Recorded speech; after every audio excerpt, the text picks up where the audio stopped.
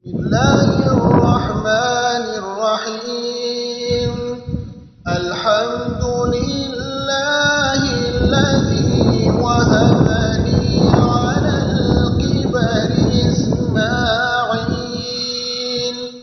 على الكبر إسماعيل وإسحاق إن ربي لسميع الدعاء.